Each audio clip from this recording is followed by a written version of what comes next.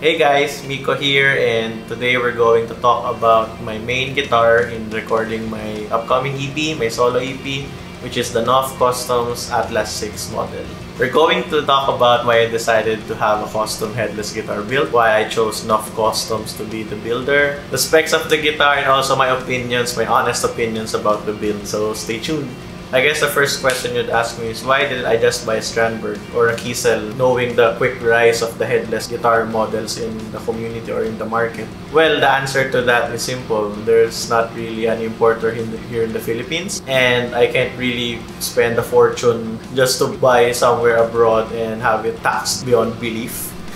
So that's why I just chose to have it made here. I actually wanted the Strandberg Bowden 6 as my first headless guitar, but I wasn't really digging any of the finishes that were out at the time. I was a fan of Misha from Periphery's Jackson models, the USA Custom Shops one where he has that matte Lambo orange finish, but I can afford the prices on those USA models as well, and let's be honest, a lot of us can't really afford a guitar that expensive. I also like the bare knuckle Ragnaroks, the pickups that Misha and Nolly developed together. But honestly, I can't really afford buying high-end Strandberg Bowden 6 and then just replacing the Sir pickups or the Fishman pickups with the Ragnaroks. It would be quite expensive. I believe there was no Strandberg Bowden standards at the time, so I can't really buy a Strandberg with a generic pickup and replace it with the Ragnaroks. I even considered the AliExpress models and replace every part that I prefer to have in my custom guitar, but eventually I just figured out it's not worth it and it would make sense to have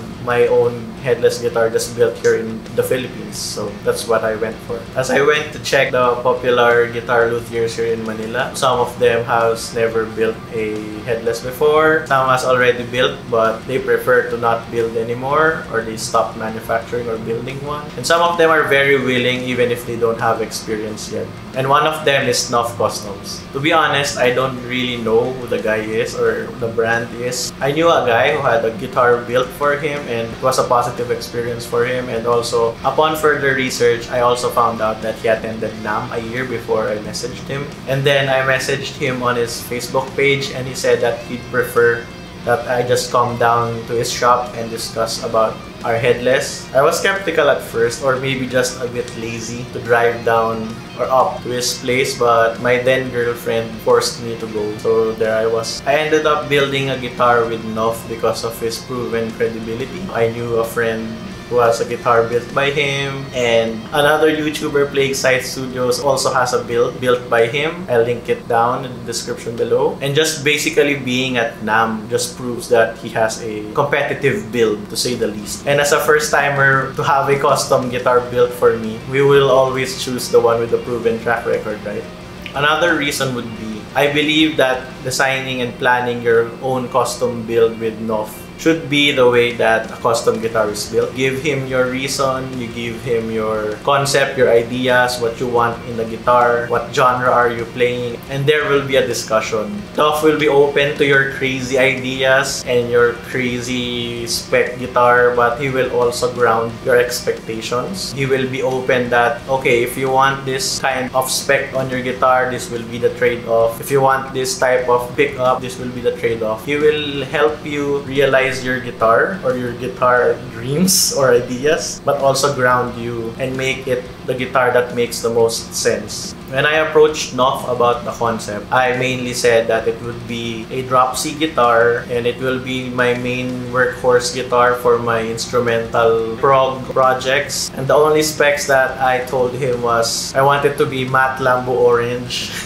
I wanted to have a maple fretboard, and I want to install the bare knuckle Ragnaroks in it. I believe that he was the one who gave me the wood combination for it because, as we discussed, the Ragnaroks are already a very aggressive pickup, and the wood combo that we chose to it was balanced to complement the aggressiveness of the bare knuckle Ragnaroks. So after a year of me collecting the parts, prototyping, revising, and actually building, I got what would be the first Nof Customs Atlas model. I named it Atlas because I wanted to be the map of where my music should be, or the vessel of where my endeavors would go, and also because of Coheed and Cambria's song Atlas.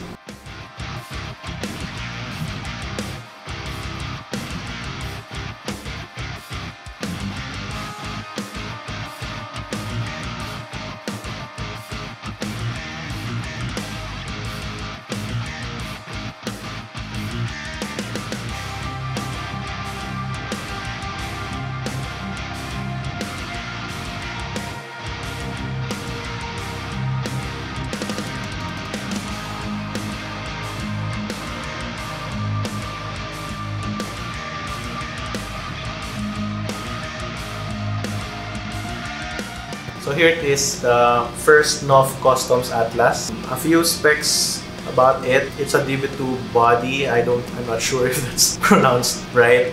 Then it has an ash top. I guess it's from the binding as well. The beautiful natural binding. Then maple neck.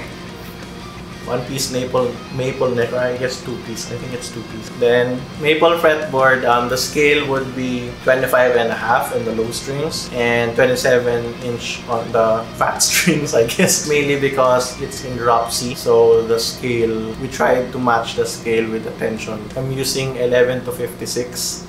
Diodario in NYXLs for the strings. As I said earlier, it's the bare knuckle Ragnaroks in its carbon fiber covers. The other stuff are Hipshot hardware, the knobs, and I'm not sure about this actually. I think NOF just supplied that for me. Then lastly, the bridge system. This was not really the original bridge that this came with. I replaced it because the original bridge, the strings kept snapping for some reason and I was wasting a lot of strings by not even getting to use it. So NOF graciously replaced my bridge with this one. I believe this came from Australia.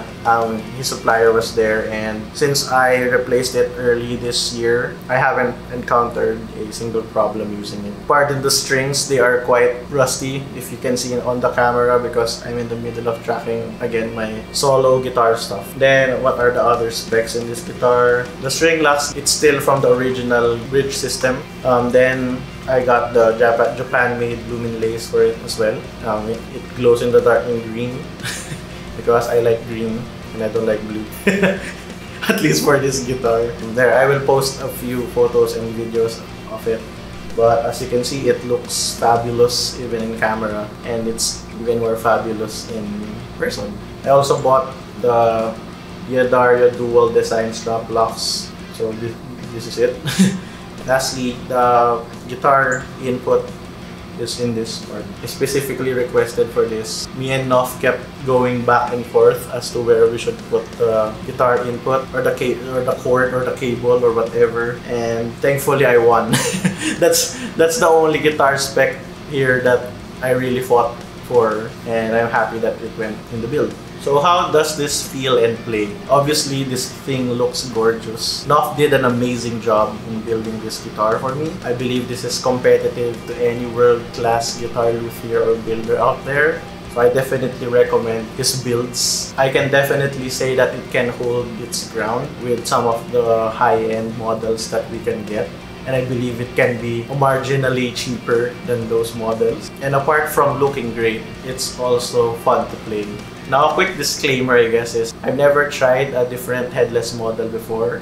This is my first headless guitar, but all I can say is this feels very comfortable to play. When I started trying this when we went to NOF's shop last year, at first I was quite intimidated by the fretboard because of the fan design. This is my first time using a fan fret guitar as well, and I thought I was just dizzy or crazy that because it's not straight. But when NOF said that I should just close my eyes and think that it's just my natural hand moving across the fretboard, that actually helped. And I think after 5 minutes of playing around it in his shop, I was already acquainted by it, and honestly, I love the feeling of the fan fret design. It looks cool for one, but also it really helps your hand be in the natural position wherever you are on the neck. And I believe the 25.5 to 27" scale for drop C, the tension is just perfect for, at least for me. It was also the first time that the guitar doesn't feel too big on me or for me. Granted that I was using an Ibanez Fireman before using this, so it was really quite large for me.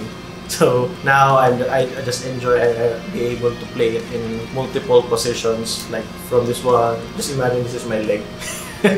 From this one to this one, even this one, if for some reason I wanted to do that. So I also believe that the parts that we gather complements each other very well, from the wood itself to the bare knuckle Ragnaroks, which I love, and then also the new bridge system. I like how it sounds now. I like how it sounds better than the original bridge. I'm also going to be honest, and of course this is not the perfect headless guitar as well. I believe there's still a lot to improve on just headless guitars in general, namely the hardware, since there's a lot of different designs and all of it I believe has pros and cons. I believe we got a very good build in this first NOF Atlas model. I think NOF did an amazing job. And I couldn't recommend him enough to anyone that is on the fence of building a custom guitar for him or her.